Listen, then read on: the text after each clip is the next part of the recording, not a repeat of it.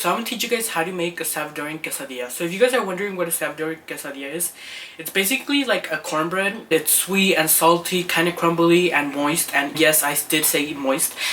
I don't know why a lot of people have a problem hearing that word. Anyway, so where I live, I had to throw my gum away because it wouldn't let me talk right. Anyway, so where I live, it's about 60% Latinos living around here. So about a month ago, my mom went to this bakery and she brought like pan dulce and the quesadilla, and that place makes them so good. It's like not crumbly but moist and has a really good flavor. Now in my local supermarket, they do sell quesadillas, but they're like not sweet, crumbly, and it kind of tastes like they've been there for like days. And personally, I don't like those.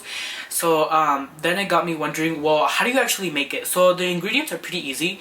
It's basically just like sour cream, sugar, flour. Some people use rice flour, sesame seeds, which is used to sprinkle on top, milks, and some people use the lechera instead of sugar. And then some people also put cinnamon, and then they do baking powder, eggs. I will put the recipe written down in the description, and then I'll make another recipe for like half of the recipe, so it will be easier for you guys to decide if you guys want to do the whole recipe or just half.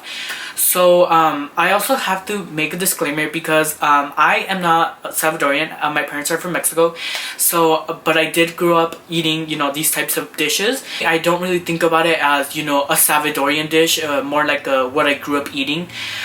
So yeah, let's go to the kitchen and make this recipe. Here are the ingredients you're gonna use, and the recipe will be linked down in the description. So you're gonna need 5 ounces of cheese. I'm just using the cotija one because that's all I have in my fridge right now. And this is a 10 ounce, so half of this. 4 eggs, half a cup of sour cream. I just have this one. I know you're supposed to use like the Salvadorian crema or the Mexican crema. I'm just using this one because that's all I have. You need baking powder. I'm also gonna put vanilla because vanilla makes everything taste better. Half a cup of milk, a whole cup and a half of rice flour, and then I'm gonna use a whole cup of sugar, but you guys can use less if you guys don't like your things super sugary. And then you're just gonna mix it in your bowl, and that's pretty much it. So I almost forgot, but you also need a cup of butter, which is 2 sticks. So I'm gonna do that right now. Okay, so I added only half a cup of butter, which is 1 stick, because it is a lot of butter. So I put it in the pan, and there's a time where you add the sesame seeds on top of it to like sprinkle it.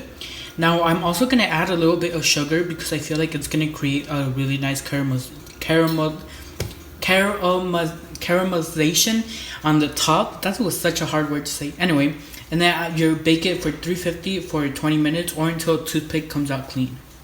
So now it goes in the oven for 20 minutes at 350 degrees.